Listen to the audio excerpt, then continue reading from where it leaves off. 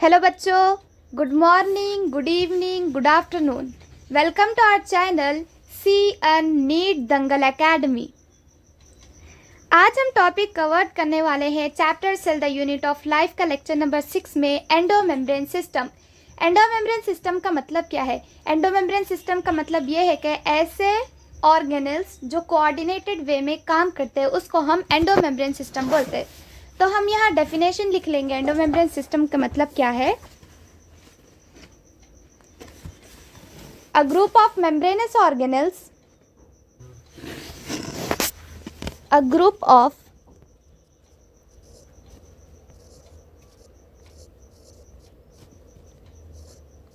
membranous organelles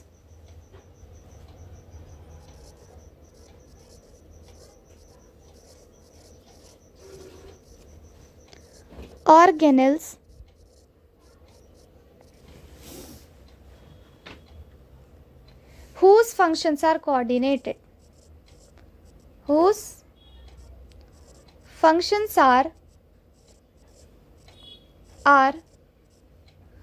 coordinated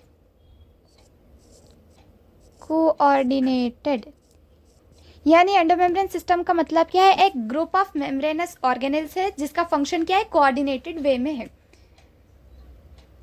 और जो endomembrane system का स्ट्रक्चर कैसा रहता? डिस्टिंक्ट रहता। डिस्टिंक्ट यानी डिफरेंट रहता। और जो ये ऑर्गेनल्स है ये टुगेदर वर्क करते, इंटीग्रेटेड सिस्टम। तो हम इसका की प्रिंसिपल लिख लेंगे कि की प्रिंसिपल क्या है इन लोग का? की प्रिंसिपल ये है कि वाइल स्ट्रक्चरली डिस्टिंक्ट यानी जो इनका स्ट्रक्चर रहता वो डिस्टिंक्ट रहता यानी डिफरेंट रहता। while structurally distinct यानी different, these organelles work together। ये organelles कैसे वर्क करते? एक साथ वर्क करते। these organelles work together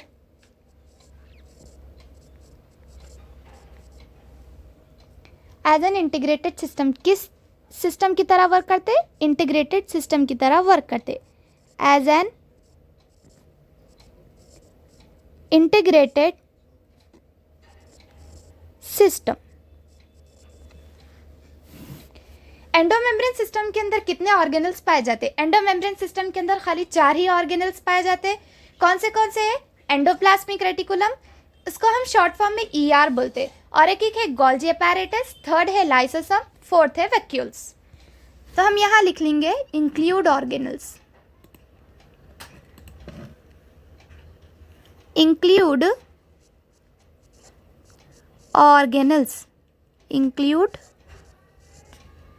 organelles यानी एंडो मेम्ब्रेन सिस्टम के अंदर कौन से ऑर्गेनल्स रहते? तो 4 ही रहते। फर्स्ट है एंडोप्लाज्मिक रेटिकुलम, एंडोप्लाज्मिक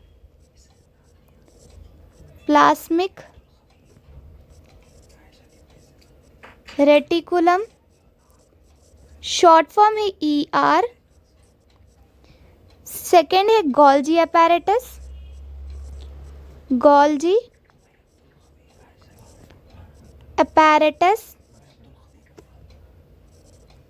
तीसरा है lysosome.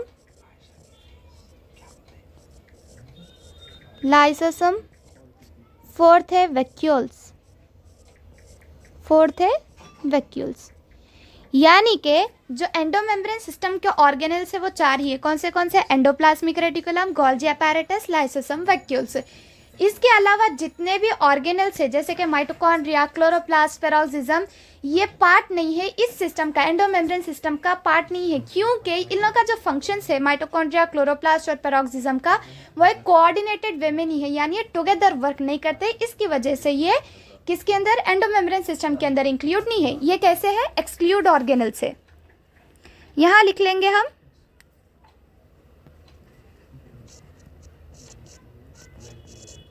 exclude organelles। Exclude organelles के अंदर कौन से है?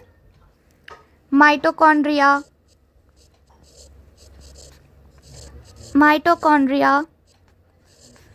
Chloroplast,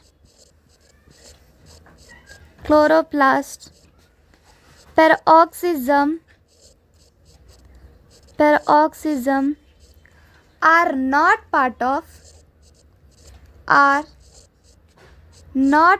part of this system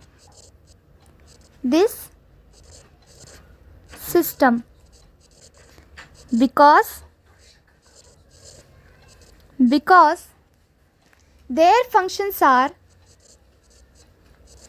their functions are not coordinated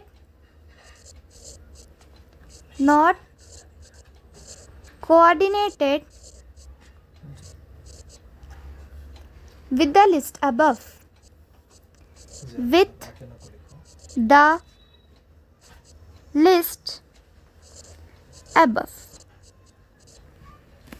अब हम जो ये 4 ऑर्गेनल्स है इसका डिटेल स्ट्रक्चर को जानेंगे और इसके अंदर क्या क्या फंक्शंस होते हैं उसको पढ़ेंगे। तो पहले है हमारे पास ऑर्गेनल्स के अंदर एंडोप्लाज्मिक रेटिकुलम।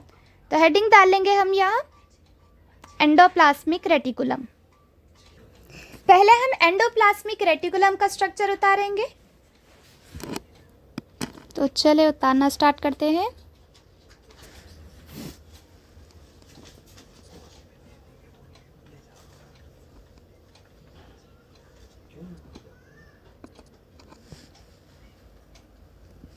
यहाँ से उतारेंगे इसे।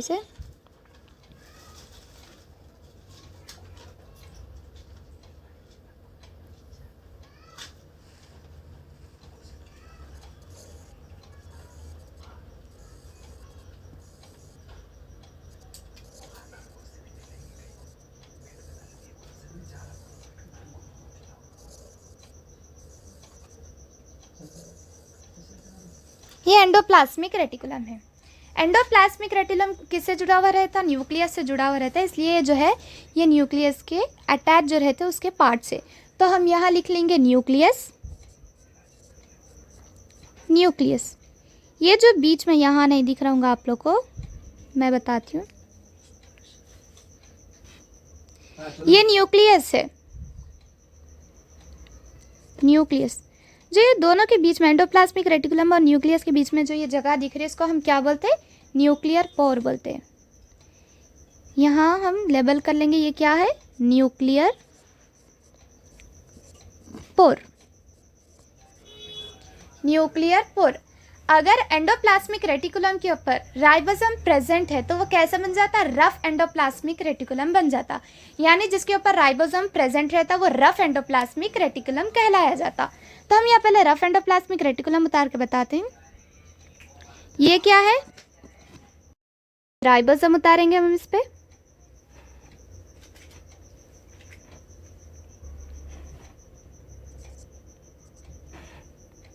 ये क्या है? ये राइबोसोम है जिसके ऊपर एंडोप्लाज्मिक रेटिकुलम के ऊपर अगर राइबोसोम पाया जा रहा है तो हम उसको क्या बोल रहे हैं? उसको हम रफ एंडोप्लाज्मिक रेटिकुलम बोल रहे हैं। तो हम पहले यहाँ इसको मार्क कर लेंगे, लेबल कर लेंगे कि ये क्या है? ये राइबोसोम है। Ribosome present.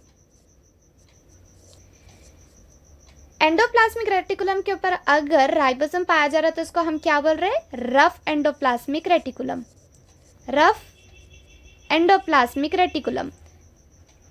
इसको शॉर्ट फॉर्म में हम RER भी लिखते हैं, ठीक है। अब जिसके ऊपर राइबोसोम नहीं पाया जा रहा, ये राइबोसोम नहीं है इसके ऊपर राइबोसोम एब्सेंट है। जिसके ऊपर राइबोसोम नहीं पाया जा रहा उसको हम स्मूथ एंडोप्लाज्मिक रेटिकुलम बोलते हैं। राइबोसोम एब्सेंट, यहाँ आपको कहीं दिख रहा राइबोसोम नहीं है तो इसके ऊपर राइबोसोम एब्सेंट है और ये एक तरह का स्मूथ एंडोप्लाज्मिक रेटिकुलम है। स्मूथ एंडोप्लाज्मिक रेटिकुलम, इसका शॉर्ट फॉर्म है SER। राइबोसोम का काम क्या है? जिसके ऊपर राइबोसोम पाया जाता है यानी जो रफ एंडोप्लाज्मिक रेटिकुलम है उसका काम क्या है? वो प्रोटीन को सिंथेसाइज करता और सिक्रीट करता और जिसके ऊपर राइबोसोम एब्सेंट है उसको हम स्मूथ एंडोप्लाज्मिक रेटिकुलम बोलते हैं। तो स्मूथ एंडोप्लाज्मिक रेटिकुलम का काम क्या है, वो स्टेरॉइड्स और लिपिड बनाने में काम करता। तो हम यहाँ पहले स्मूथ एंडोप्लाज्मिक रेटिकुलम के बारे में लिख लेंगे। एस से स्मूथ रहता तो स्टेरॉइड, स्टेरॉइड्स एंड लिपिड में मदद करता है। और जो ये रफ एंडोप्लाज्मिक रेटिकुलम है इसका काम क्या है, RER यानी रफ एंडोप्लाज्मिक रेटिकुलम, ये प्रोटीन सिंथेसाइज करता, प्रोटीन सिंथेसाइज एंड सिक्रीशन, और इसको सिक्रीट करता, सिक्रीशन।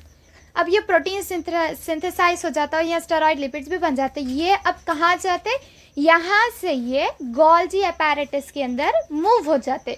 तो हम यहाँ पहले इसका स्ट्रक्चर बताते हैं कैसे ये जाते। यहाँ से प्रोटीन सिंथेसाइज होता और स्टेरॉइड नीचे जाता,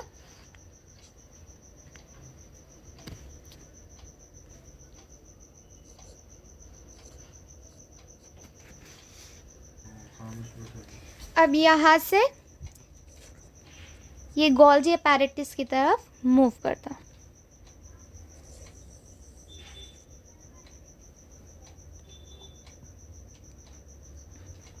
इसके अंदर ये प्रोटीन सिंथेसाइज होकर आ गई,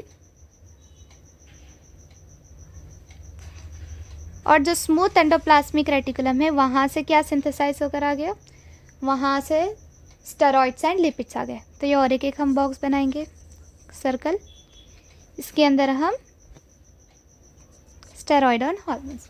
अब ये कहाँ चले जाते हैं, ये गोल्जी अपैरेटस के अंदर चले जाते हैं। तो हम यहाँ से तार लेंगे, ये किधर मूव हो जाते, गोल्जी अपैरेटस की तरफ।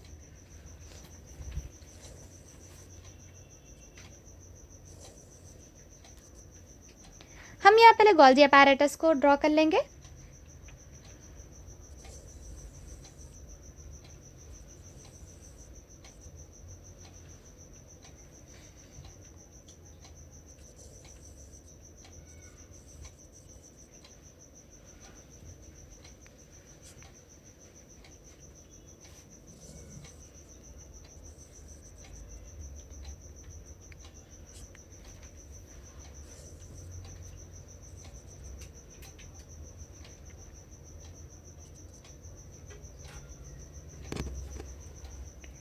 ये क्या है, ये एक तरह का गोल्जी अपैरेटस है। अब ये जो प्रोटीन सिंथेसाइज और स्टेरॉइड लिपिड्स वहाँ से सिंथेसाइज होते यानी सीक्रेट होते, फिर वो किसके पास आ जाते, टुवर्ड्स गोल्जी यानी गोल्जी के पास आ जाते। गोल्जी इसको लेकर यहाँ से ये गोल्जी के अंदर आए,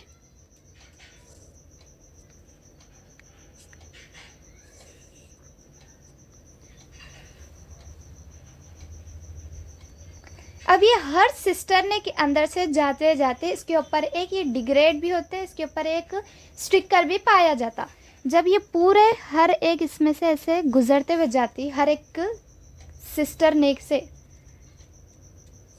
ये एक सिस्टरने है, सिस्टरने मतलब जो ये एक है ना, इसको हम सिस्टरने बोलते हैं। यहाँ पहले लिख लेंगे हम सिस्टरने। सिस्टरने कैसे दिख रहे हैं, हमारे को थिन दिख रहे हैं यानी पतले है, थिन, फ्लैट चपटे है, ट्यूब लाइक है, ये ट्यूब लाइक, इसका स्ट्रक्चर ट्यूब लाइक है तो हम इसको ट्यूब लाइक स्ट्रक्चर बोलेंगे। तो हर सिस्टरने से प्रोटीन और स्टेरॉइड लिपिड्स गुजरते हुए जाते। तो हम यहाँ क्या करेंगे, ऐसे एरो बना लेंगे, हर सिस्टरने से जा रहे हैं, यहाँ से यहाँ, यहाँ से यहाँ, यहाँ से यहाँ। जब ये हर सिस्टरने से चले जाती तो अब ये कहाँ जाएंगी, लाइसोसोम वैक्यूल 2 की तरफ मूव हो जाएंगी। और लाइसोसोम क्या है, जिसके अंदर जाके डिग्रेड हो जाता है, यानी जो ऐसे प्रोटीन या नहीं तो ऐसे स्टेरॉइड लिपिड्स जो हार्मफुल है वो लाइसोसोम के अंदर जाके डिग्रेड हो जाते, और जो स्टोर कर लेने के हैं वो वैक्यूल में जाके स्टोर हो जाते। तो इसके ऊपर एक स्टिकर कार्बोहाइड्रेट्स इसके ऊपर लग जाते, प्रोटीन के ऊपर और स्टेरॉइड्स के ऊपर। तो यहाँ से ये कहाँ जाते, यहाँ से फिर इसके ऊपर एक स्टिकर पाया जाता। पहले हम स्ट्रक्चर उतारेंगे इसका।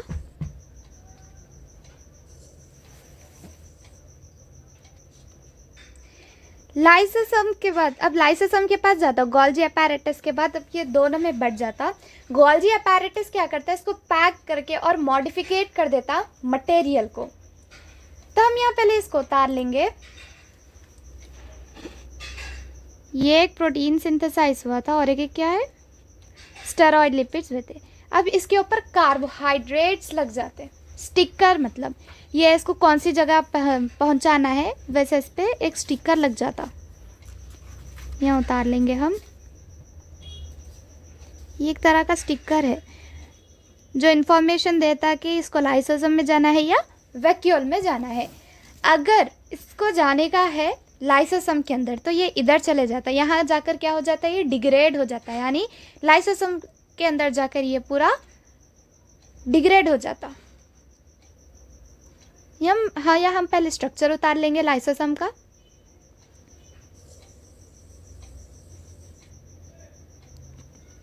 ये लाइसोसोम है, ठीक है, ये क्या है, लाइसोसोम।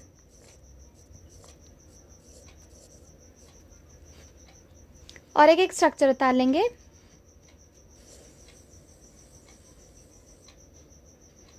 ये वैक्यूल है, ठीक है, ये क्या है, वैक्यूल है। अगर किसी चीज़ को प्रोटीन सिंथेसाइज, प्रोटीन हो या नहीं तो स्टेरॉइड या लिपिड हो, अगर वो ख़राब चीज़ हमारे को हार्म कर देने वाली है, हार्मफुल है, तो लाइसोसोम के अंदर जाकर क्या हो जाती, डिग्रेड हो जाती। तो ये यहाँ से यहाँ पहुँच जाती, यहाँ जाकर क्या हो जाती है, डिग्रेड हो जाती। तो हम यहाँ लिख लेंगे डिग्रेड, डिग्रेड। अगर उसको स्टोर कर लेना है तो वैक्यूल के अंदर चले जाती। ये वैक्यूल है, वैक्यूल के अंदर जाकर क्या हो जाती है, स्टोर कर लेते इसको। यहाँ ये जाकर स्टोरेज का काम हो जाता। और जो डायामीटर है गोल्जी अपैरेटस का वो कितना है, ये दोनों का, ये बीच का कितना है इसका डायामीटर, वाइट से लिखेंगे। इसका डायामीटर है 0.5 से लेके 1 माइक्रोमीटर। डायामीटर लिख लेंगे हम इसका, डायामीटर 0.5 to 1 माइक्रोमीटर इसका क्या है, डायमीटर है। अब हम इसके बारे में पूरी इंफॉर्मेशन लिखेंगे। पहले हम एंडोप्लाज्मिक रेटिकुलम के बारे में लिखेंगे। हेडिंग लिख लेंगे endoplasmic reticulum, endoplasmic reticulum. Endoplasmic reticulum को हम शॉर्ट फॉर्म में ER बोलते हैं, ठीक है। एंडोप्लाज्मिक रेटिकुलम एक नेटवर्क है, टाइनी ट्यूबुलर स्ट्रक्चर जैसा है, और ये साइटोप्लाज्म के अंदर मौजूद रहता है। और ये डिवाइड हो जाता है इंट्रासेलुलर स्पेस से 2 कंपार्टमेंट्स में। कौन सा, एक ल्यूमिनल कंपार्टमेंट और एक है एक्स्ट्रा ल्यूमिनल कंपार्टमेंट। तो हम यहाँ लिख लेंगे एंडोप्लाज्मिक रेटिकुलम कैसा है, एक नेटवर्क है, अ network of tiny tubular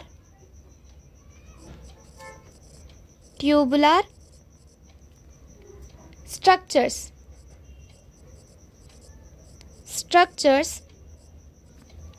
scattered in, यानी ये किसके अंदर दिखता है हमारे को, साइटोप्लाज्म के अंदर, इन the cytoplasm.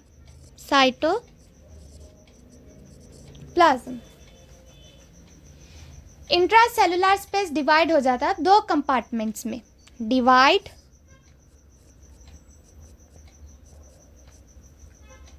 The intracellular space, the intracellular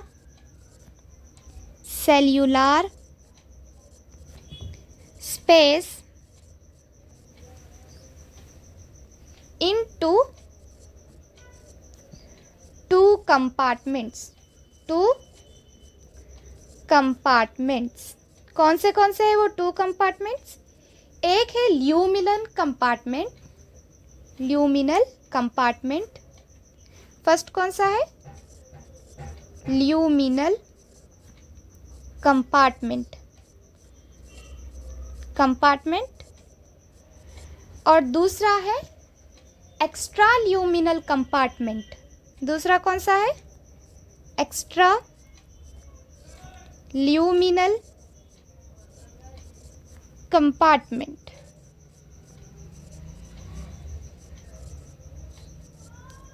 luminal compartment यानी जो एंडोप्लाज्मिक रेटिकुलम के अंदर पाया जाता है उसको हम ल्यूमिनल कंपार्टमेंट बोलते हैं।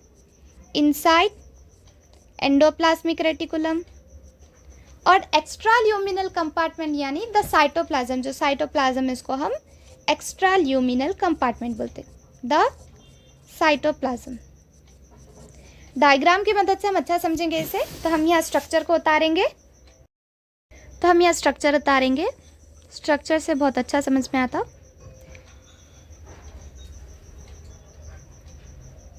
ये एंडोप्लाज्मिक रेटिकुलम है, ये न्यूक्लियस से जुड़ा हुआ ही एंडोप्लाज्मिक रेटिकुलम रहता। तो हम इसे उतार लेंगे।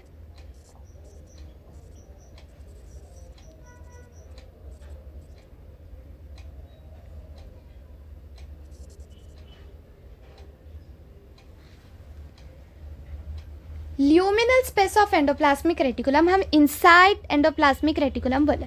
तो ये जो है ना अंदर, ये पूरा ये इनसाइड है, तो इसको हम ल्यूमिनल स्पेस बोलते हैं। कौन सा बोलते हैं? ल्यूमिनल कंपार्टमेंट यानी तो ल्यूमिनल स्पेस। जो इसके अंदर भरा हुआ है, ये जो है ना इसके अंदर जो भरा हुआ है ये ल्यूमिनल कंपार्टमेंट यानी तो ल्यूमिनल स्पेस है। तो हम इसे पहले क्या कर लेते हैं, लेबल कर लेंगे। या luminal space of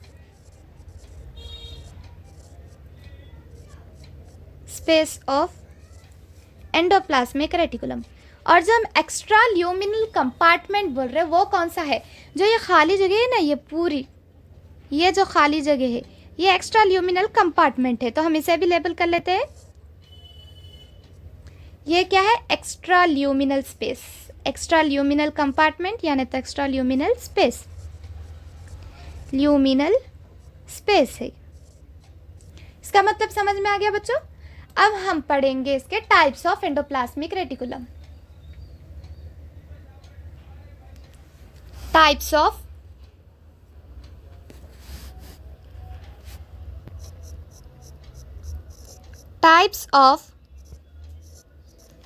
endoplasmic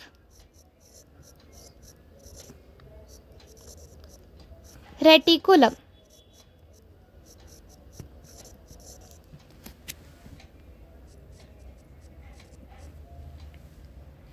types of endoplasmic reticulum के अंदर दो टाइप के ही एंडोप्लाज्मिक रेटिकुलम पाए जाते हैं। एक है रफ एंडोप्लाज्मिक रेटिकुलम और एक है smooth endoplasmic reticulum. Rough endoplasmic reticulum यानी जिसके ऊपर राइबोसोम पाया जाता है उसके सरफेस पे, और जो रफ अपीयरेंस करता है उसको हम रफ एंडोप्लाज्मिक रेटिकुलम बोलते हैं। और इसका फंक्शन क्या है? ये प्रोटीन सिंथेसाइज और सिक्रीशन में एक्टिवली इन्वॉल्व रहता और ये एक्सटेंसिव रहता और कंटिन्यूस रहता outer membrane of the nucleus, यानी जो न्यूक्लियस का आउटर मेम्ब्रेन रहता उससे ये कंटिन्यूस रहता। तो हम पहले रफ एंडोप्लाज्मिक रेटिकुलम के बारे में लिख लेंगे। Rough endoplasmic reticulum, rough endoplasmic reticulum, RER। Beer's ribosome, Beer's ribosome on its surface, यानी इसके सरफेस पे, एंडोप्लाज्मिक रेटिकुलम के सरफेस पे क्या पाया जाता? राइबोसोम पाया जाता। Surface giving it a rough appearance, ribosome पाए जाने की वजह से रफ अपीयरेंस मिल रहा है एंडोप्लाज्मिक रेटिकुलम को। Giving it a rough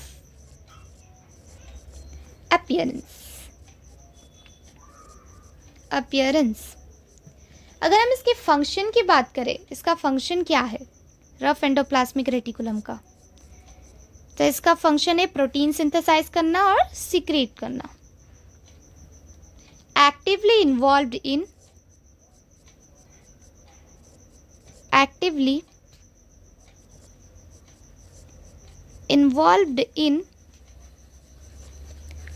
protein synthesis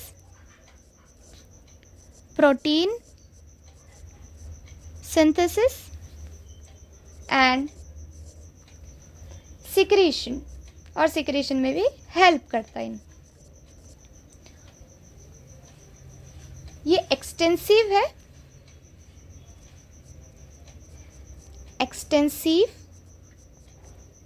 extensive यानी बाहर की तरफ पाया जाता है ये, और कंटिन्यूस रहता है and continuous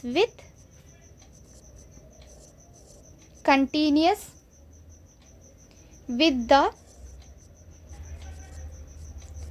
outer membrane of the nucleus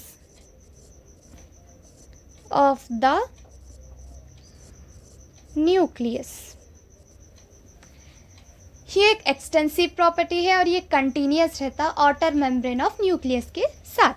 अब हम पढ़ेंगे स्मूथ एंडोप्लाज्मिक रेटिकुलम के बारे में, तो लिख लेंगे यहाँ smooth endoplasmic reticulum, short form में हम इसे SER भी बोलते हैं, ठीक है। स्मूथ एंडोप्लाज्मिक रेटिकुलम के पास राइबोसोम नहीं पाया जाता और ये स्मूथ अपीयरेंस देता। इसका फंक्शन क्या है? ये लिपिड सिंथेसाइज करता और जो एनिमल सेल्स रहते हैं उसके अंदर सिंथेसाइज करता लिपिड जैसे स्टेरॉयडल हार्मोन्स को। तो हम यहाँ पहले इसके बारे में लिख लेते हैं। लैक राइबोसोम यानी राइबोसोम नहीं पाया जाता इसके पास। Giving it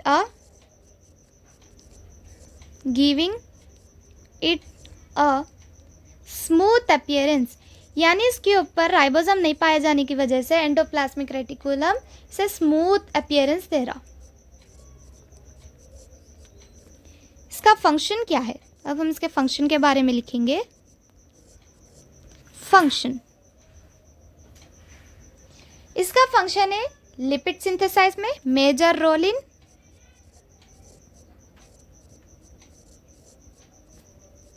lipid synthesis,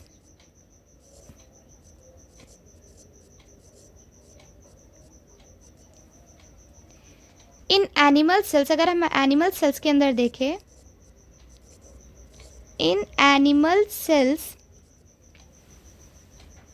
it synthesize lipid like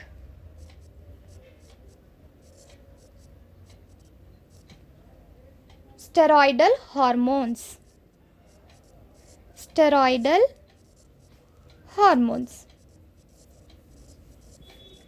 हम क्या पढ़े इसके इतने स्लाइड के अंदर? हम इस स्लाइड के अंदर पहले पढ़े एंडोप्लाज्मिक रेटिकुलम के बारे में। एंडोप्लाज्मिक रेटिकुलम एक नेटवर्क है, टाइनी ट्यूबुलर स्ट्रक्चर है जो स्कैटर्ड रहता है साइटोप्लाज्म के अंदर, यानी साइटोप्लाज्म के अंदर पाया जाता।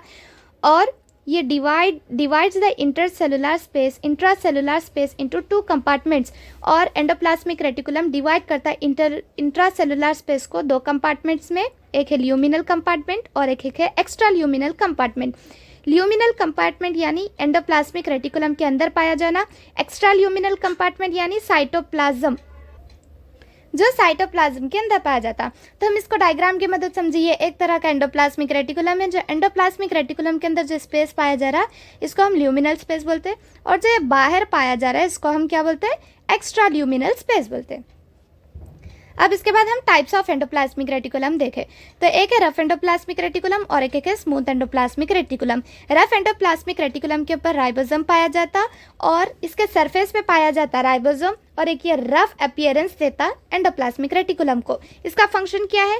एक्टिवली इन्वॉल्व रहता प्रोटीन सिंथेसिस में और सिक्रीशन में, और ये एक्सटेंसिव है, बाहर से दिखता, और ये कंटिन्यूस रहता न्यूक्लियस के आउटर मेम्ब्रेन से। अगर हम स्मूथ एंडोप्लाज्मिक रेटिकुलम की बात करें तो ये लैक करता राइबोसोम, यानी इसके अंदर राइबोसोम नहीं पाया जाता, और ये एक स्मूथ अपीयरेंस देता है एंडोप्लाज्मिक रेटिकुलम को। और इसका फंक्शन क्या है? मेजर रोल है लिपिड को सिंथेसिस करना, और एनिमल सेल्स के अंदर सिंथेसिस करता लिपिड को, जैसे कि स्टेरॉयडल हार्मोन्स को। अब इसके बाद हम लोग पढ़ेंगे गोल्जी अपैरेटस के बारे में। लिख लेंगे यहाँ Golgi apparatus. Golgi apparatus, Golgi apparatus बहुत सारे फ्लैट डिस्क शेप सैक से बना हुआ रहता है, जिसको हम क्या बोलते हैं, सिस्टर्न बोलते। वो 0.5 से लेके 1 नैनोमीटर यानी तो डायमीटर में रहता। तो हम यहाँ लिख लेंगे पहला पॉइंट के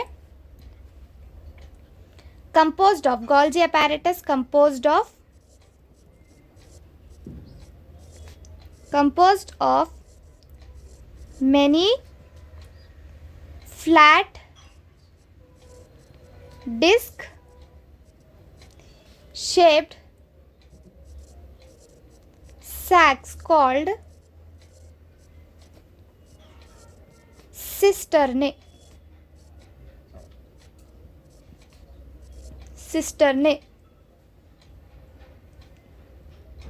जो कितने डायमीटर में रहता, 0.5 से लेके 1 माइक्रोमीटर, 0.5 to 1 माइक्रोमीटर।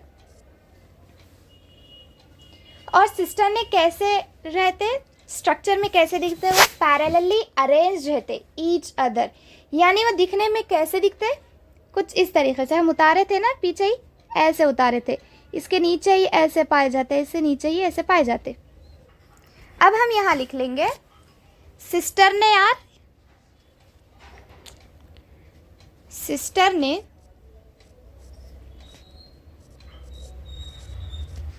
आर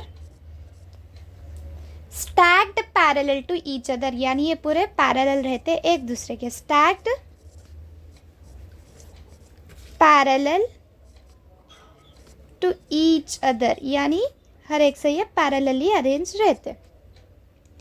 इसके अंदर दो डिस्टिंक्ट इंटरकनेक्टेड फेसेस पाए जाते, has to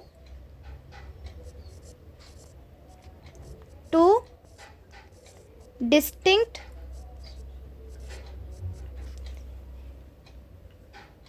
interconnected discs, interconnected discs कौन से है, वो एक है सिस फेस और एक है ट्रांस फेस। सिस फेस जो फॉर्मिंग फेस रहता और ट्रांस फेस जो मैच्योरिंग फेस रहता है, यानी ट्रांस फेस मैच्योर होते रहता, कॉनकेव रहता और डिस्पैचेस मॉडिफाइड मटेरियल्स पाए जाते। और सिस फेस एक convex and receives material from endoplasmic reticulum. तो हम इसको डायग्राम की मदद से ही अच्छे से समझेंगे। तो दूसरे पेज पे हम इसका डायग्राम उतारेंगे और इसे समझेंगे। अब हम यहाँ डायग्राम उतारेंगे गोल्जी अपैरेटस का।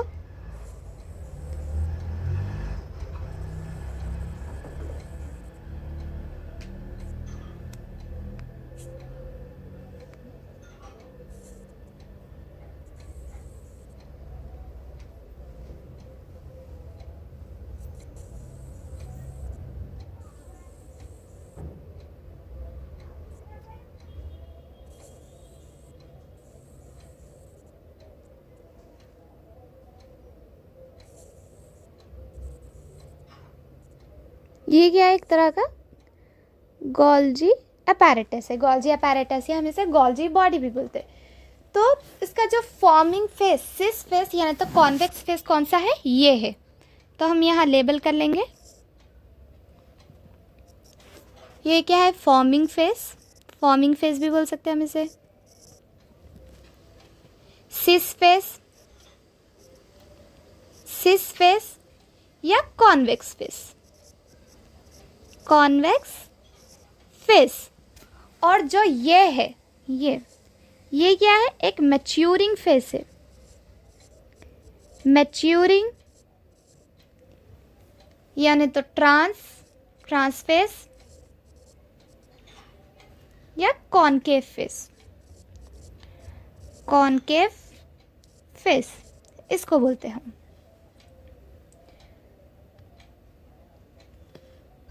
हम क्या बोले, जो सिस फेस है, फॉर्मिंग फेस है या कॉन्वेक्स फेस है, ये रिसीव करता मटेरियल एंडोप्लाज्मिक रेटिकुलम से। तो हम यहाँ हमको उतार के बताते हैं कि जो एंडोप्लाज्मिक रेटिकुलम से मटेरियल आता तो यहाँ से ऐसे जाता, रिसीव करता मटेरियल फॉर्मिंग फेस या सिस फेस या कॉन्वेक्स फेस। तो ये प्रोटीन है,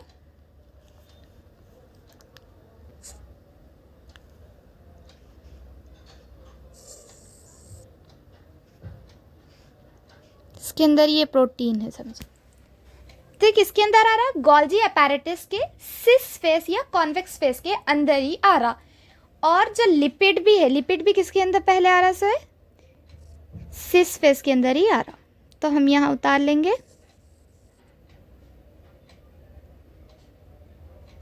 ये दो भी कॉन्वेक्स फेस के अंदर ही जा रहे हैं। फिर उसके बाद ये पूरे इसमें से हर एक उसमें से गुजरते हुआ किसके पास जा रहे? मैच्योरिंग फेस के पास। तो हम यहाँ इसका स्ट्रक्चर को उतारेंगे। यहाँ से गुजरते हुआ पूरे ये नीचे तक आ रहे।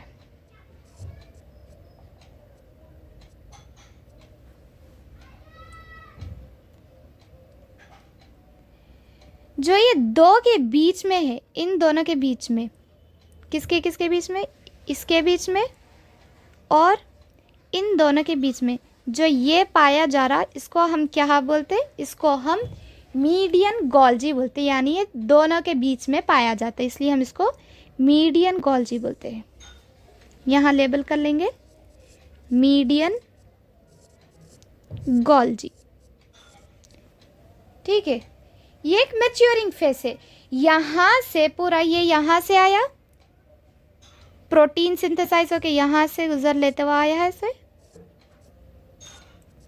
यहाँ से दोनों क्या करते हैं? ग्लाइकोसाइलेटेड, यानी कि यहाँ से प्रोटीन सिंथेसाइज होके बाहर आया और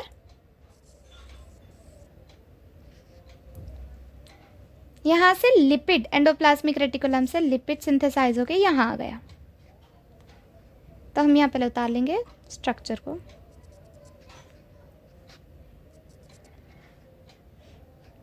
इसके ऊपर क्या पाए जाते हैं? मैच्योर्ड प्रोटीन पाए जाते हैं। यानी ये गोल्जी अपैरेटस से भी सीक्रेट होकर आ गया और ये इंट्रासेलुलर टारगेट्स के पास चले जाते हैं। यानी इस वैक्यूल्स में जाना है या लाइसोसोम में जाना है, ये जो कार्बोहाइड्रेट्स इसके ऊपर पाए जाते, ग्लाइकोसाइलेटेड जो इसके ऊपर पाए जाते, यही डिसाइड करते। ग्लाइकोसाइलेटेड बोलते हैं हम इसके ऊपर, जो ये पाए जा रहे हैं ना, इसे हम इसको ग्लाइकोसाइलेटेड बोलते हैं। और यही डिसाइड करते कि इसको कहाँ जाने का है। तो हम यहाँ लिख लेंगे, इसको क्या बोलते हैं? इसको हम बोलते हैं ग्लाइकोसाइलेटेड,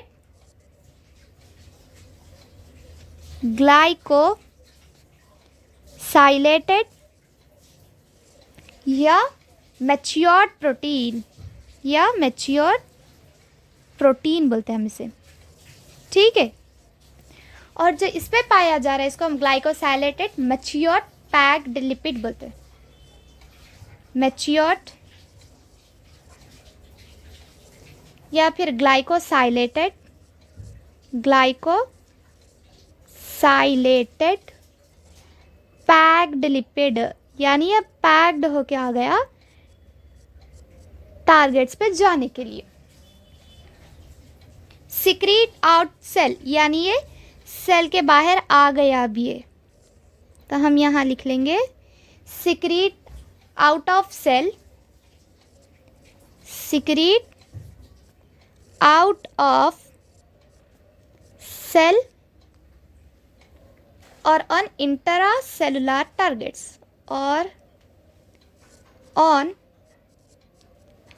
इंट्रासेल्युलर टारगेट्स, यानी जिसको जहाँ जाने का है वहाँ चले जाते हैं, इंट्रासेल्युलर टारगेट्स।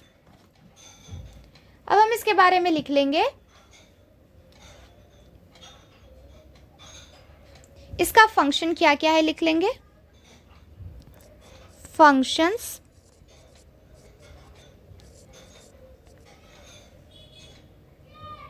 इसका प्रिंसिपल फंक्शन क्या है? ये पैकेज करता और मॉडिफाई करता मटेरियल्स को।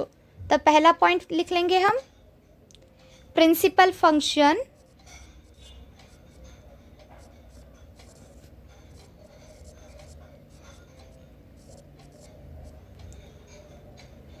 is the packaging, पैकेज करता, is the packaging and modification of materials, और modified करता materials को, modifications of materials, मटेरियल्स। दूसरा है ये package materials for intracellular targets. अभी हम लोग पढ़े थे कि पैकेजेस फॉर ये किसकी वजह से पैक करता, इंट्रासेल्युलर टारगेट्स के लिए पैक करता। पैकेजेस फॉर मटेरियल फॉर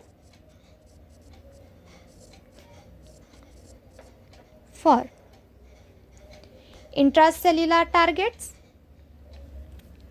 ये इंट्रासेल्युलर टारगेट्स के पास जाते हैं, इंट्रा सेल्यूलर टारगेट्स। और दूसरा काम क्या है इन लोग का, ये सिक्रीट आउटसाइड द सेल, यानी ये सेल के बाहर निकल जाते, secretion outside the cell, outside the cell. Process क्या ऐसा है इन लोगों का, ये vesicle from the endoplasmic reticulum fuse with the cis face. जो वेजाइकल्स रहता है एंडोप्लाज्मिक रेटिकुलम से वो फ्यूज होते हैं सिस फेस के अंदर, यानी सिस फेस के अंदर आते, फिर मटेरियल्स मूव करते हर सिस्टर्ने से पूरा वहाँ से वो ट्रांसफेस तक आते, फिर उसके बाद वो क्लोज हो जाते। Association with endoplasmic reticulum is essential for function. तो हम यहाँ लिख लेंगे इसके प्रोसेस के बारे में। प्रोसेस कैसा होता, तो पहले है वेजाइकल्स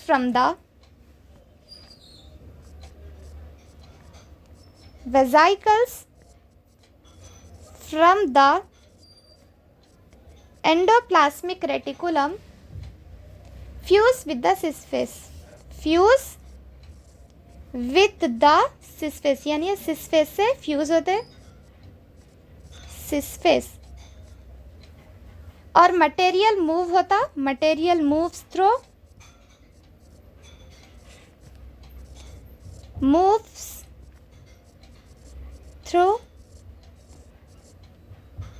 10 सिस्टर्ने, हर सिस्टर्ने से गुजरते हुआ जाता, सिस्टर्ने टूवर्ड्स द ट्रांसफेस, किस तरफ जाता ये, ट्रांसफेस की तरफ, towards the trans face.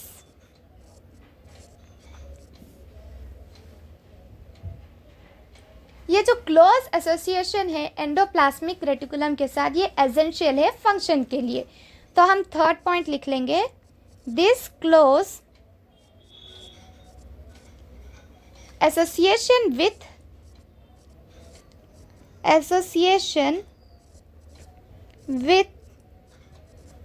endoplasmic reticulum is essential for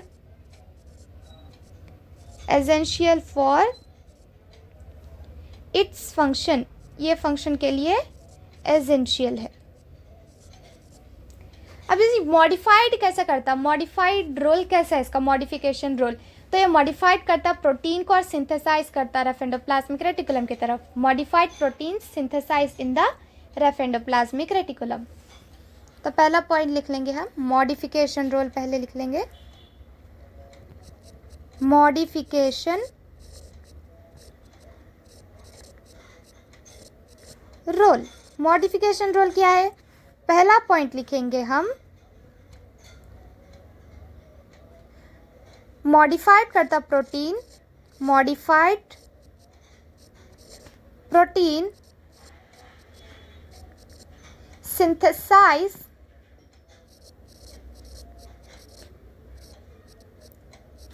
in the rough endoplasmic reticulum, यानी ये मॉडिफाइड करता प्रोटीन सिंथेसिस को, मॉडिफाइड करता रफ एंडोप्लाज्मिक रेटिकुलम का।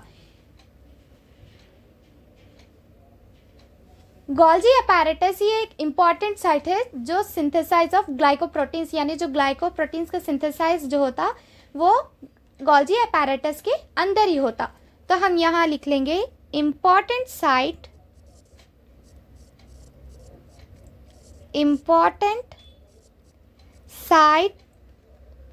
फॉर द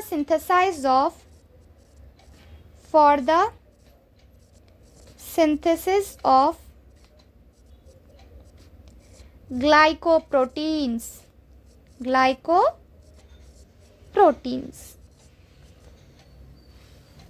एंड ग्लाइकोलिपिड्स, और ग्लाइकोलिपिड्स में भी, एंड ग्लाइकोलिपिड्स लिपिड्स। अब हम लाइसोसोम की बात करेंगे। लाइसोसोम से पहले हम ये पूरे स्लाइड को रिवाइज कर लेंगे। तो हम ये स्लाइड के अंदर क्या क्या पढ़े, हम स्ट्रक्चर देखें गोल्जी अपैरेटस का। गोल्जी अपैरेटस पूरे पैरेलली अरेंज रहते हैं। देखिए हर एक पैरेलल अरेंज है, पैरेलल पैरेलल पूरे अरेंज है। जो ऊपर का फेस है हम फॉर्मिंग फेस या कॉन्वेक्स फेस या सिस फेस बोलते हैं, और जो नीचे का है इसको हम कॉनकेव फेस या मैच्योरिंग फेस या ट्रांस फेस भी बोलते हैं। और जो ये दोनों के बीच में ये पाया जा रहा है ना एक सिस्टर्न, इसको हम मीडियन गोल्जी बोलते हैं। और जो एंडोप्लाज्मिक रेटिकुलम से सिंथेसाइज हुआ प्रोटीन या लिपिड आता, वो हर एक सिस्टर्न के अंदर से गुजर लेते हुआ नीचे आ जाता, और इसके ऊपर एक मैच्योर्ड प्रोटीन का एक स्टिकर लग जाता, यानी ग्लाइकोसाइलेटेड लग जाता प्रोटीन्स पे, और लिपिड्स पे मैच्योर्ड ग्लाइकोसाइलेटेड पैक लिपिड आ जाता, और ये सिक्रीट हो जाते सेल के बाहर और इंट्रासेलुलर टारगेट्स पे चले जाते हैं। इसका फंक्शन क्या है गोल्जी अपैरेटस का? इसका principal function is the packaging and modification of materials, यानी पैक करना और मॉडिफाई करना इसका काम है मटेरियल्स को। और ये packages materials for intracellular targets पे जाते हैं जो पैक करे सोए, और ये सिक्रीट होते हैं सेल के बाहर। इसका प्रोसेस क्या है? जो वेजाइकल्स रहते हैं एंडोप्लाज्मिक रेटिकुलम के फ्यूज हो जाते हैं सिस फेस में, material move through the cisternae. जो मटेरियल रहता है वो मूव कैसा होता है? सिस्टर्ने से टुवर्ड्स द ट्रांसफेस, यानी ट्रांसफेस की तरफ। This close association with the endoplasmic reticulum essential for its function. जो क्लोज एसोसिएशन है एंडोप्लाज्मिक रेटिकुलम का, ये एसेंशियल है इसके फंक्शन के लिए। इसका मॉडिफिकेशन रोल क्या है? तो इसका पहले मॉडिफाइड करते हैं protein synthesis in the endoplasmic rough endoplasmic reticulum. Modified protein synthesis, यानी ये प्रोटीन सिंथेसिस को मॉडिफाइड करता रफ एंडोप्लाज्मिक रेटिकुलम का। इंपॉर्टेंट साइट फॉर द, ये इंपॉर्टेंट साइट है सिंथेसिस ऑफ ग्लाइकोप्रोटीन्स और ग्लाइकोलिपिड्स। ग्लाइकोप्रोटीन्स और ग्लाइकोलिपिड्स का ये एक इंपॉर्टेंट साइट है। अब हम पढ़ेंगे लाइसोसोम के बारे में। लाइसोसोम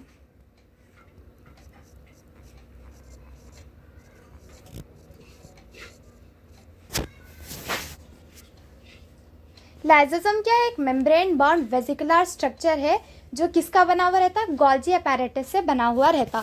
तो हम पहले लिख लेंगे इसके बारे में।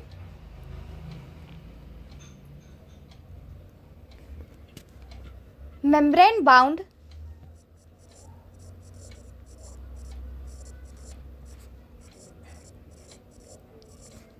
Vesicular structures formed by the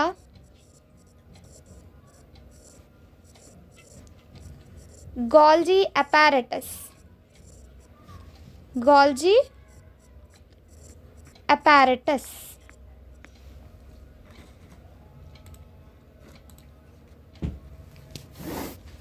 और ये किसमें रिच रहता? ये एक hydrolytic enzyme, variety of hydrolytic enzyme में ये रिच रहता, यानी अच्छा रहता। rich in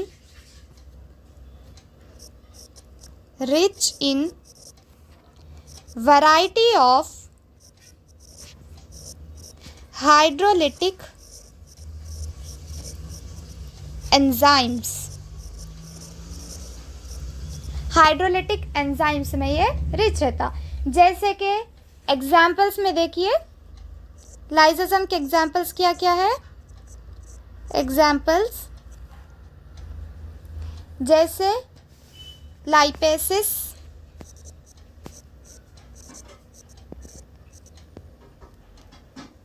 कार्बोहाइड्रेसिस,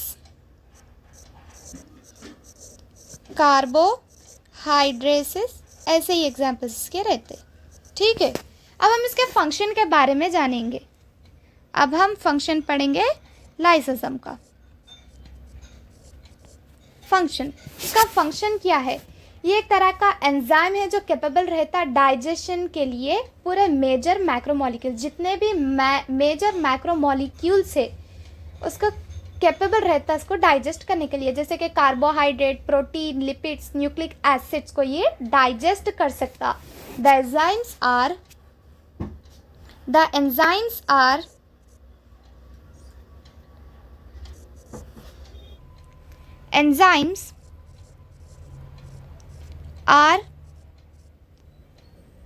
capable of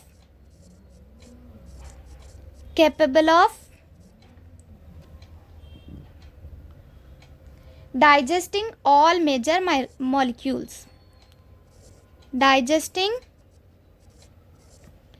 all major macro molecules, यानी जितने भी बड़े बड़े मैक्रो मॉलिक्यूल्स रहते हैं उसको डाइजेस्ट करने की सलाहियत किसके अंदर रहती? लाइसोसोम के अंदर रहती। जैसे कि कार्बोहाइड्रेट्स,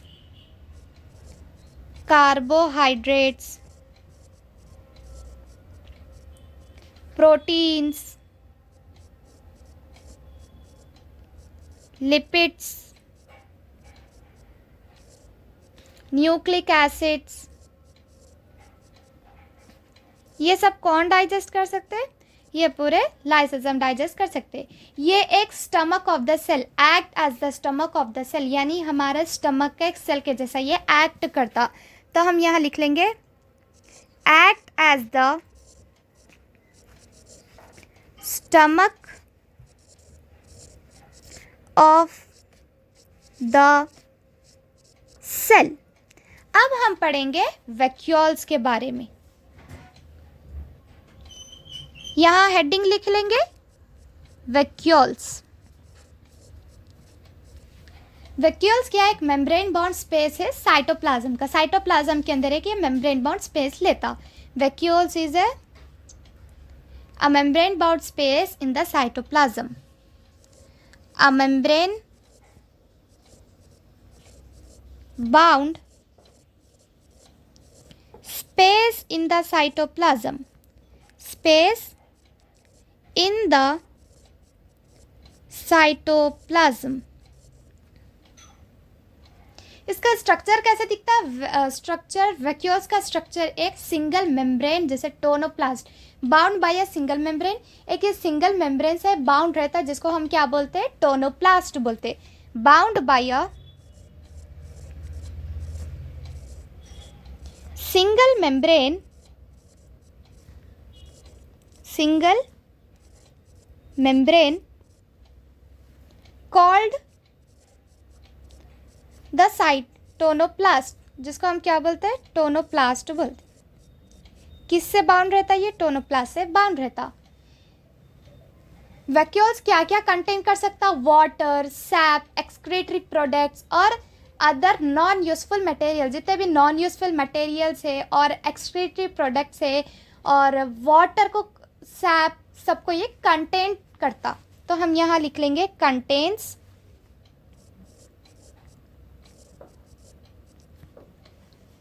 वाटर। क्या क्या रहता वैक्यूल्स के अंदर?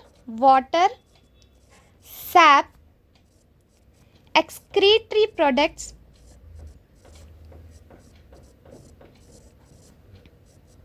And other non useful materials, और जो यूज़ नहीं करते हम वो भी मटेरियल्स के इसके अंदर पाए जाते हैं, नॉन यूजफुल मटेरियल्स।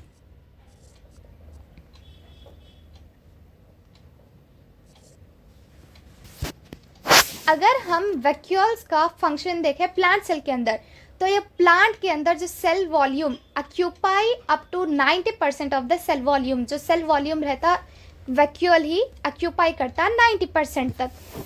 तो हम यहाँ लिख लेंगे सिग्निफिकेंस इन प्लांट्स। अगर हम प्लांट्स के अंदर इसके बारे में देखें, वैक्यूल्स के बारे में, significance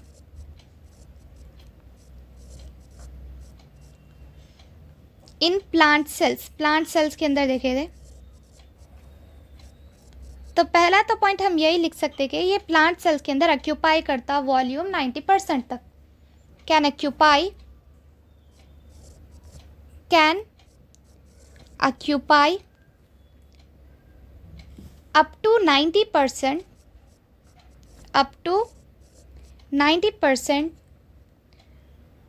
volume of this cell, volume of the cell. Tonoplast actively transport करता आयॉन्स और अदर मटेरियल्स जैसे कि against concentration gradients into the vacuole. Vacuole के अंदर क्या क्या ट्रांसपोर्ट करता है? इन आयॉन्स को और मटेरियल्स अगेंस्ट कंसंट्रेशन ग्रेडियंट्स को। ठीक है, तो हम सेकेंड पॉइंट लिख लेंगे, the tonoplast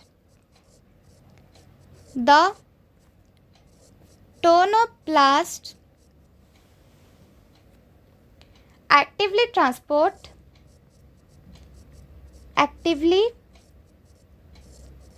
transport ions and other materials against concentration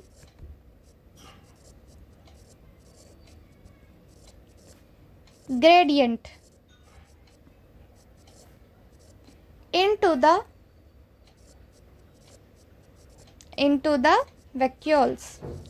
vacuoles के अंदर ये पहुंच जाते हैं। इसकी वजह से ये हायर कंसंट्रेशन में जाता of these substances in the vacuoles than in the cytoplasm.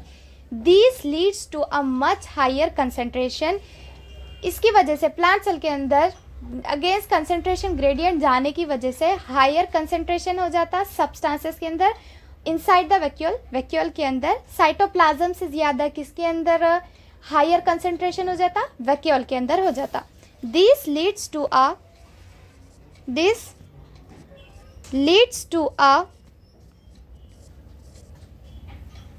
much higher concentration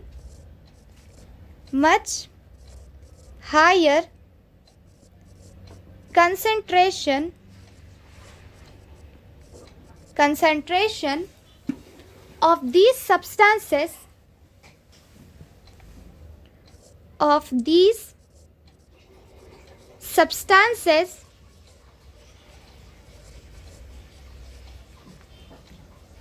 inside the vacuole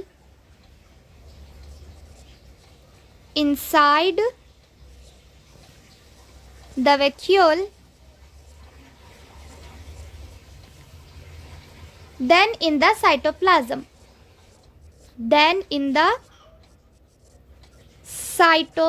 cytoplasm से ज़्यादा हायर कंसंट्रेशन किसके अंदर पाई जाती? वैक्यूल के अंदर, प्लांट सेल के अंदर पाई जाती।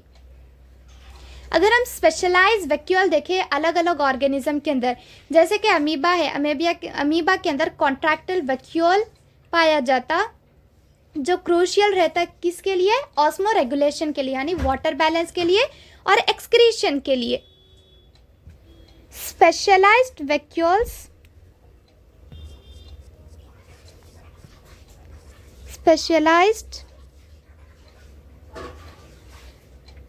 vacuoles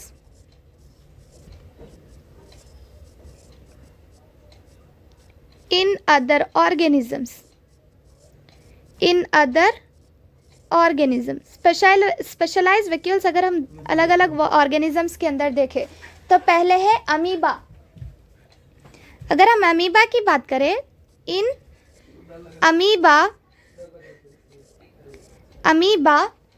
अमीबा के अंदर एक कॉन्ट्रैक्टाइल वैक्यूल पाया जाता है जो क्रूशियल रहता है ऑस्मो रेगुलेशन के अंदर और एक्सक्रीशन के अंदर। तो हम यहाँ लिख लेंगे द कॉन्ट्रैक्टाइल वैक्यूल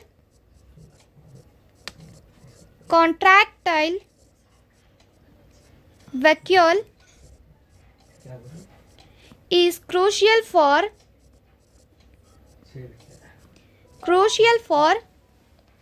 osmoregulation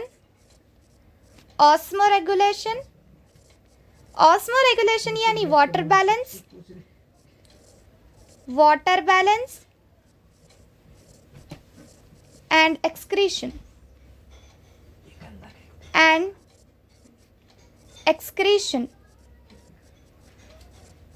दूसरा है प्रोटिस्ट के अंदर फूड वैक्यूल्स पाए जाते हैं जो किसके बने हुए रहते हैं? इंगल्फिंग फूड पार्टिकल्स के बने से रहते हैं डाइजेशन के लिए। इन प्रोटिस्ट, अगर हम प्रोटिस्ट के अंदर देखें, in protist food vacuoles are food vacuoles are formed by engulfing food particles. Food vacuoles कैसे बने हुए रहते हैं प्रोटिस्ट के अंदर? इंगल्फिंग फूड पार्टिकल्स के बने हुए रहते हैं. Food particles for digestion, digestion के लिए, फॉर डाइजेशन. ठीक है.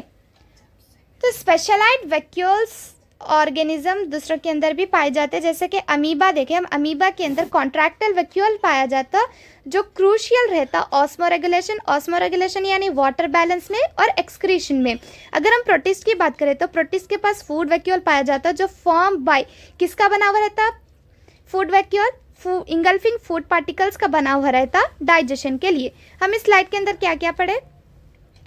हम पहले पढ़े लाइसोसोम के बारे में. लाइसोसोम क्या है? एक मेम्ब्रेन बॉन्ड वेस्कुलर स्ट्रक्चर है जो किसका बना हुआ रहता? गोल्जी अपैरेटस से बना हुआ रहता और ये रिच रहता हाइड्रोलिटिक एंजाइम्स के अंदर. जैसे कि एग्जांपल क्या है? कार्बोहाइड्रेसिस. फंक्शन क्या है लाइसोसोम का? The enzymes are capable of digestion all major molecules. Lysosome जो एक एंजाइम है कैपेबल रहता डाइजेस्ट करने के लिए मेजर माइक्रो मॉलिक्यूल्स यानी जितने भी बड़े बड़े मॉलिक्यूल्स रहते हैं उसको इन डाइजेस्ट कर सकता है. जैसे कि कार्बोहाइड्रेट्स है, प्रोटीन्स है, लिपिड्स है, न्यूक्लिक एसिड है, इसको ये डाइजेस्ट कर सकता और ये एक स्टमक ऑफ द सेल के जैसा भी एक्ट करता. उसके बाद हम वैक्यूल्स की बात करें. ये एक मेम्ब्रेन बॉन्ड स्पेस है साइटोप्लाज्म के अंदर और ये बाउंड रहता सिंगल मेम्ब्रेन से जिसको हम टोनोप्लास्ट बोलते हैं और ये कंटेन करता. वैक्यूल्स के अंदर क्या क्या पाया जाता? वाटर, सैप, एक्सक्रीटरी प्रोडक्ट्स और अदर नॉन यूजफुल मटेरियल्स भी पाए जाते. और ये सिग्निफिकेंस इन प्लांट्स, अगर हम प्लांट्स के अंदर वैक्यूल्स की बात करें तो कैसे रहते हैं? ये ऑक्यूपाई करते हैं 90% वॉल्यूम ऑफ द सेल, यानी जो सेल के अंदर वॉल्यूम रहती 90% से ज़ायद वैक्यूल्स ही रहते. The tonoplast actively transport ions and other materials against concentration gradient into the vacuoles. Tonoplast एक एक्टिवली ट्रांसपोर्ट करता आयंस को और दूसरे मटेरियल्स को कंसंट्रेशन ग्रेडियंट के अगेंस्ट वैक्यूल्स के अंदर. This leads to a much higher concentration of this substance inside the vacuole than in the cytoplasm. Cytoplasm से ज़्यादा भी हायर कंसेंट्रेशन किसके अंदर पाई जाती? वैक्यूल्स के अंदर पाई जाती. और स्पेशलाइज्ड वैक्यूल्स भी पाए जाते हैं अलग अलग ऑर्गेनिजम्स के अंदर. जैसे कि अमीबा है, अमीबा के अंदर कॉन्ट्रैक्टाइल वैक्यूल पाया जाता है जो क्रूशियल रहता है ऑस्मोरेगुलेशन यानी वाटर बैलेंस में और एक्सक्रीशन में. अगर हम प्रोटिस्ट की बात करें तो प्रोटिस्ट के अंदर फूड वैक्यूल्स पाए जाते हैं जो किसके बने हुए रहते? इंगल्फिंग फूड पार्टिकल्स के बने से रहते. किस लिए? डाइजेशन के लिए. अब हम यहाँ तक की एनसीईआरटी की रीडिंग कर लेंगे. Endomembrane system. While each of the membranous organelles is distinct in terms, जितने भी membranous organelles है वो different रहते terms of its structure and function. Many of these are considered together as an endomembrane system. बहुत सारे अलग अलग structures पाए जाते हैं और फंक्शंस पाए जाते हैं और बहुत सारे कंसिडर्ड करे जाते हैं together as endomembrane system because their functions are coordinated. जैसे ऑर्गेनल्स है वो कंसिडर्ड करे जाते कैसे? एंडोमेम्ब्रेन सिस्टम के अंदर बिकॉज जिनके फंक्शंस रहते वो कोऑर्डिनेटेड रहते. The endomembrane system include endoplasmic reticulum, ER, Golgi complex, lysosome and vacuoles. Endomembrane system के अंदर क्या क्या पाया जाता? Endoplasmic reticulum, Golgi complex, lysosome और वैक्यूल्स पाया जाता. Since the function of the mitochondria, chloroplast and peroxisome are not coordinated with the above components. अगर हम फंक्शन देखें माइटोकॉन्ड्रिया, क्लोरोप्लास्ट, पैराक्सिज्म का, वो कोऑर्डिनेटेड वे में नहीं होता जैसे ऊपर के फंक्शन से एंडोप्लाज्मिक रेटिकुलम, लाइसोसोम, वैक्यूल्स का. These are not considered as a part of the endomembrane system.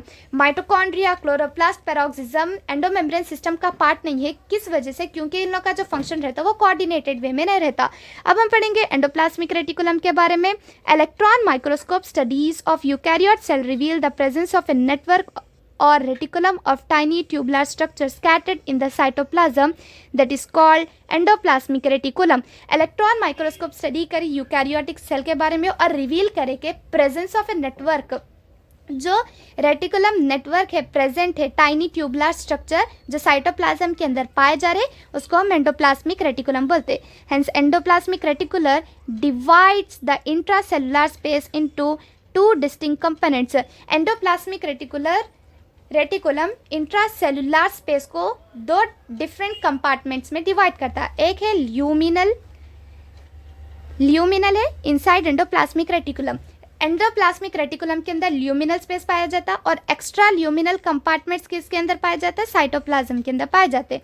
The endoplasmic reticulum often shows ribosome attach to their outer surface. Endoplasmic reticulum के ऊपर राइबोसोम पाया जाता है, यानी अटैच रहते endoplasmic reticulum के ऊपर। The endoplasmic reticulum bearing ribosome on their surface is called rough endoplasmic reticulum। अगर एंडोप्लाज्मिक रेटिकुलम के ऊपर राइबोसोम प्रेजेंट है यानी राइबोसोम पाए जा रहे तो उसको हम रफ एंडोप्लाज्मिक रेटिकुलम बोलते हैं। In the absence of ribosome they appear smooth and are called smooth endoplasmic reticulum. अगर एंडोप्लाज्मिक रेटिकुलम यानी सरफेस के ऊपर राइबोसोम नहीं पाए जा रहे तो उसको हम स्मूथ अपीयर बोलते हैं, यानी इसको हम उसको स्मूथ एंडोप्लाज्मिक रेटिकुलम बोलते हैं। Rough endoplasmic reticulum is frequently observe in cells actively involve in protein synthesis and secretion. Rough endoplasmic reticulum का काम क्या है, वो एक्टिवली इन्वॉल्व रहता प्रोटीन सिंथेसाइज में और सिक्रेशन में। They are extensive and continuous with the other membrane of the nucleus. ये एक्सटेंसिव यानी बाहर की तरफ दिखते हैं और ये कंटिन्यूस रहते हैं आउटर मेम्ब्रेन, न्यूक्लियस के आउटर मेम्ब्रेन से। The smooth endoplasmic reticulum is the major site for synthesis of lipid. जो स्मूथ एंडोप्लाज्मिक रेटिकुलम है उसका फंक्शन क्या है, वो सिंथेसिस ऑफ लिपिड में काम करता। In animal cells lipid like steroidal hormones are synthesize in smooth endoplasmic reticulum. अगर हम एनिमल सेल्स के अंदर देखें, लिपिड स्टेरॉइडल हार्मोन्स बनाता जो सिंथेसाइज करता स्मूथ एंडोप्लाज्मिक रेटिकुलम के अंदर। अब यहाँ हम स्ट्रक्चर देखें तो ये एंडोप्लाज्मिक रेटिकुलम का स्ट्रक्चर है, ठीक है। जो ये है इसको ये पूरा क्या है, ये पूरा न्यूक्लियस है। न्यूक्लियस ये न्यूक्लियर पोर है, जो बीच में स्पेसेस बता रहे थे ना, ये यही है, न्यूक्लियर पोर पाए जा रहे। और रफ एंडोप्लाज्मिक रेटिकुलम किसको बोल रहे हैं हम, जिसके ऊपर ये राइबोसोम है ना, ये जो प्रेजेंट दिख रहे, इसको हम रफ एंडोप्लाज्मिक रेटिकुलम बोलते हैं। ये राइबोसोम है, ये क्या है, राइबोसोम है। यहाँ राइबोसोम नहीं पाए जा रहे, इसकी वजह से हम स्मूथ एंडोप्लाज्मिक रेटिकुलम बोल रहे हैं। अब हम पढ़ेंगे गोल्जी अपैरेटस के बारे में। Camillo Golgi first observed densely stained reticular structure near the nucleus। Camillo Golgi पहली बार 1898 में ऑब्जर्व करे stained reticular structure न्यूक्लियस के पास। तो ये नोट कर लेना चाहिए हमें नोट्स के अंदर।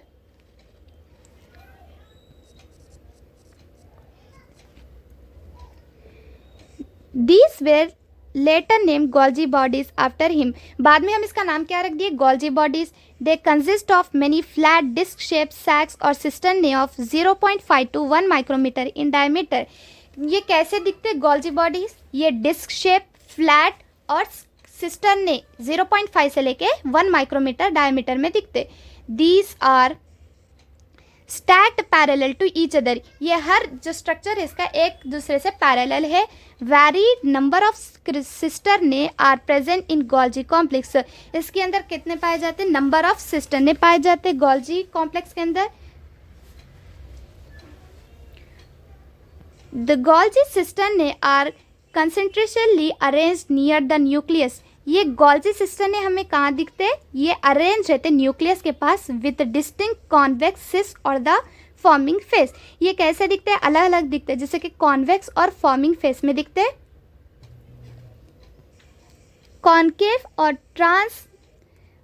concave trans or the maturing phase, the cis and the trans phase of the organelle are entirely different but interconnected।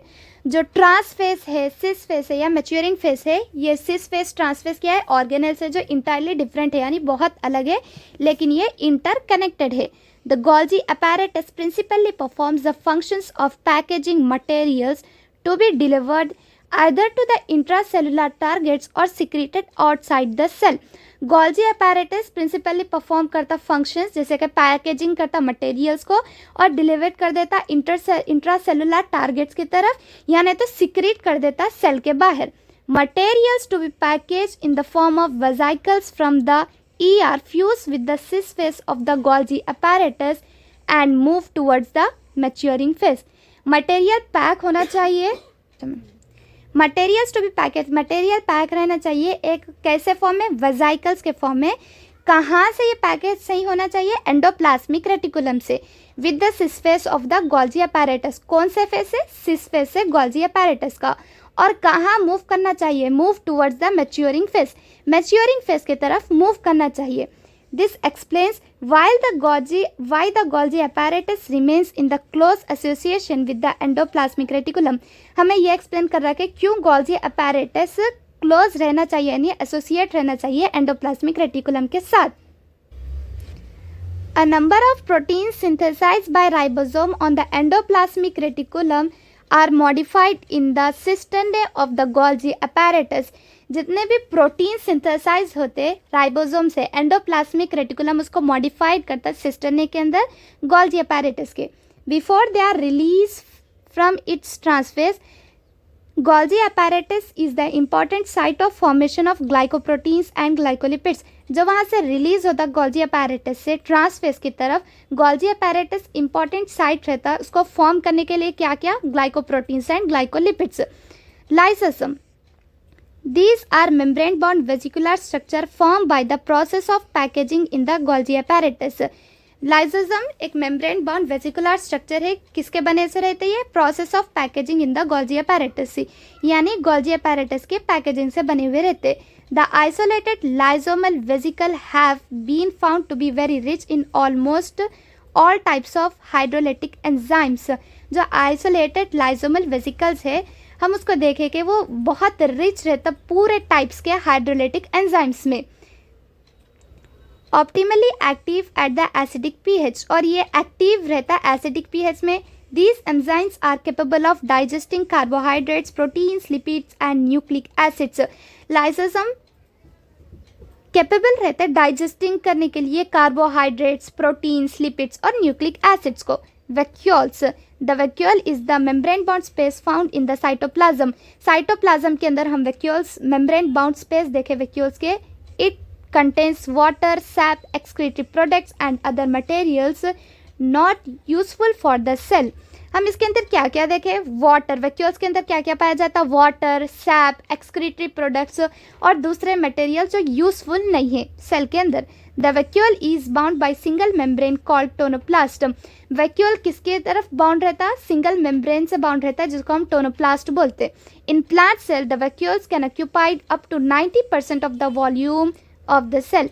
Plant cell के अंदर 90% से ज़्यादा वॉल्यूम कौन ले लेता, लाइसोसोम ही लेता. In plants, the tonoplast facilitate the transport of a number of ions and other materials against concentration gradients into the vacuole. Plants के अंदर टोनोप्लास्ट फैसिलिटेट करता, ट्रांसपोर्ट करता आयॉन्स को और दूसरे मटेरियल्स को अगेंस्ट कंसंट्रेशन ग्रेडियंट की तरफ. Hence, their concentration is significantly higher in the vacuole than in the cytoplasm. Cytoplasm से भी ज़्यादा हायर कंसेंट्रेशन किसके अंदर है, वैक्यूल के अंदर है. In amoeba the contractile vacuole is important for osmoregulation and excretion. Amoeba के अंदर कॉन्ट्रैक्टाइल वैक्यूल इंपॉर्टेंट है ऑस्मोरेगुलेशन और एक्सक्रीशन के लिए. In many cells as in protist food vacuoles are form by engulfing the food particles. अगर हम protist की बात करें तो फूड वैक्यूल्स कैसे बने हुए रहते, इंगल्फिंग द फूड पार्टिकल्स से बने हुए रहते. बच्चों हम अब क्वेश्चन प्रैक्टिस करेंगे. फर्स्ट क्वेश्चन है, from the given options, from the given options choose the two organelles, choose the two organelles that look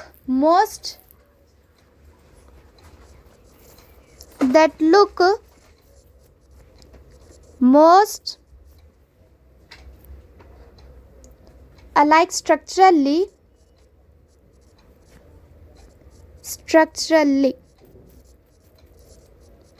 Option A,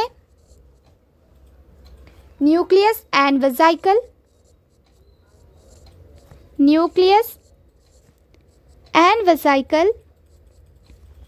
Option B, endoplasmic reticulum, ER and mitochondria.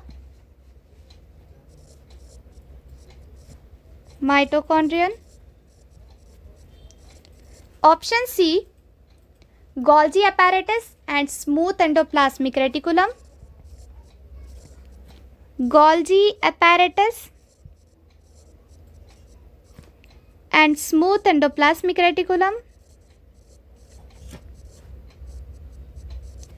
Option D, vacuole and cytoskeletal. cytoskeletal. हम question में क्या पूछ रहे हैं, ये जो हमको 4 option दिए, ऐसे 2 ऑर्गेनल्स बताओ जो स्ट्रक्चर से सेम लगे, यानी सही सेम लगे. तो ऑप्शन ए है nucleus and वेजाइकल.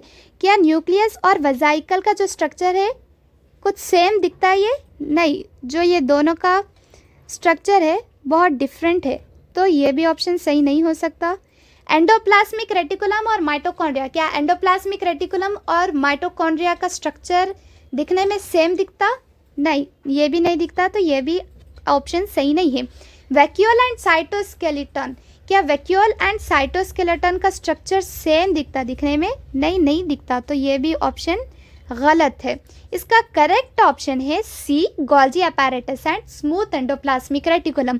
Golgi apparatus and smooth endoplasmic reticulum का स्ट्रक्चर दिखने में कैसा दिखता? सेम दिखता. तो इसका करेक्ट आंसर कौन सा है? सी है.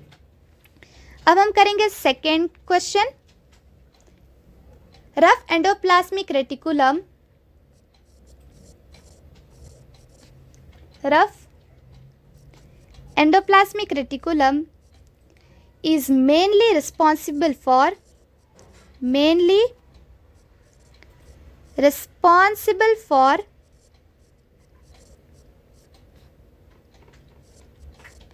option A, protein synthesis.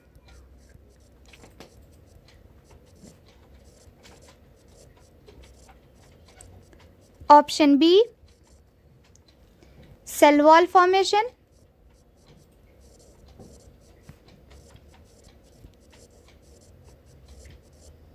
Option C, lipid synthesis.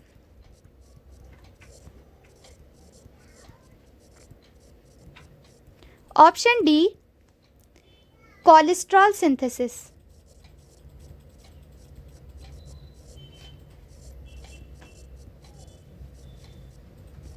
Question में हमें यह पूछा जा रहा है कि रफ एंडोप्लाज्मिक रेटिकुलम किस चीज़ के लिए रिस्पॉन्सिबल रहता.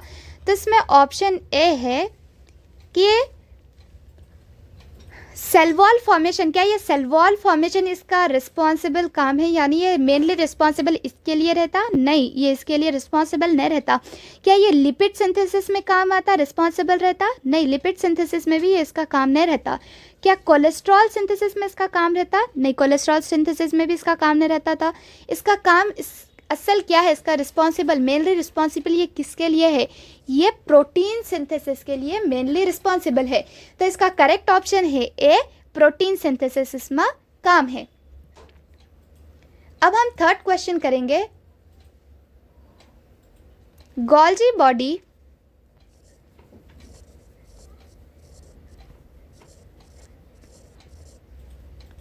is associated with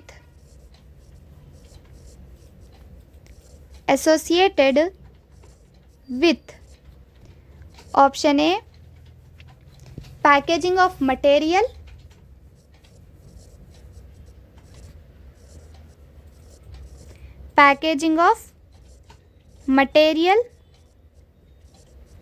Option B,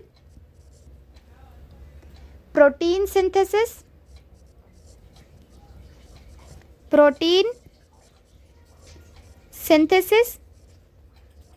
Option C, secretion of different substances.